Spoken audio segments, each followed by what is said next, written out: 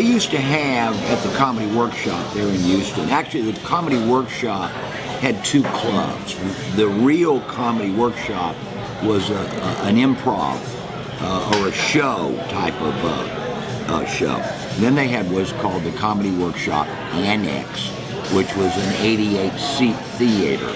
And they had a list. Remember, there were no comedy clubs, in America. There was two in Houston, none in Dallas, none in Texas, none in Louisiana. Just that one club for all practical purposes at that time. And they had a list of regulars. Now, if you were a regular, you were automatically assigned spots for the week, right? Enjoy. If you're not a regular, you have to go beg on a daily basis for your spot that night, which was usually late at night. So, yeah, you got the 12:30 slot. With the possibility of getting bumped, right? And a possibility you may get bumped. And so you had to be serious about this. And I would write in, underneath their list of regulars, I'd write, put my name on this list, I'm not going away.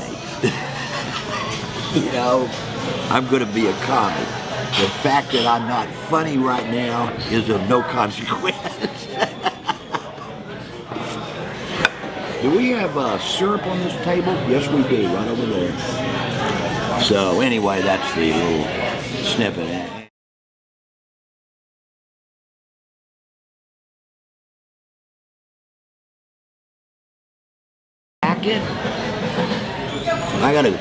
It's not funny, but it's interesting.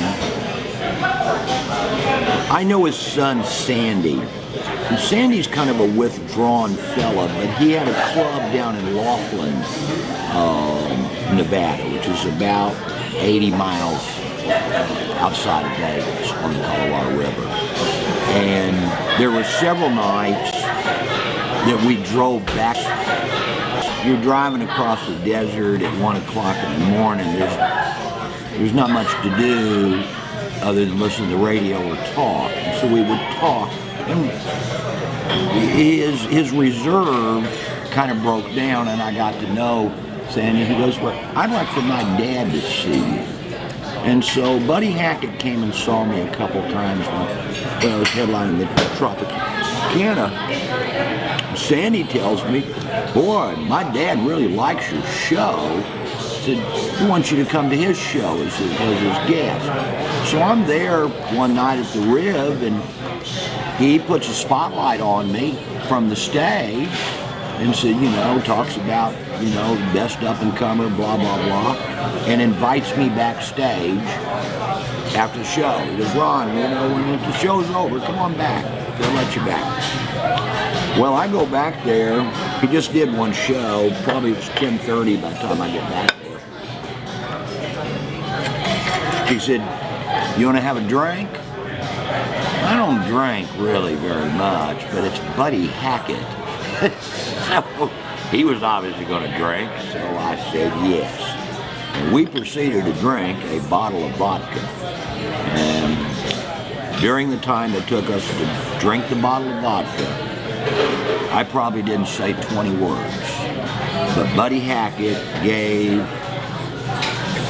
a doctorate level lesson on comedy to me. He talked about how to write jokes. He talked to me about stage presence. He talked to me about how you deal with TV people, about not letting them cut your work, which they're really bad at, Oh, it'll be just as good. No, fuck no, it won't. And he told me something that I blew Showtime away with it. He goes, if they want you to do 28 minutes, it's going to go on the air. They'll try to get you to do an hour, and they'll edit it down to 28 minutes. He said, don't do that. Take how much time you're going to do and do that and that alone. That way they can't cut it. And so I had a 30-minute Showtime special, and I asked the guy, Ken Weinstock, I said, well, how long really is 30 minutes on Showtime? He goes, it's 27 and a half minutes. I said, okay, I'll do 27 and a half minutes. And that's what I did. You know, they tried to talk me into doing it their way, and I said, no. Buddy Hackett's words were, what they don't understand is if a comic scratches his ass while he's on stage, it's part of the show. He said, you know, the comic has to be personal with those people. It has to be a communication. And he said, you can't communicate if you're not being natural, you know. And he said, so they don't understand that, you know, that you don't cut anything out. It is what it is. That's the show. And it was the best advice I ever got, incidentally. And that's it. That's my Buddy Hackett story.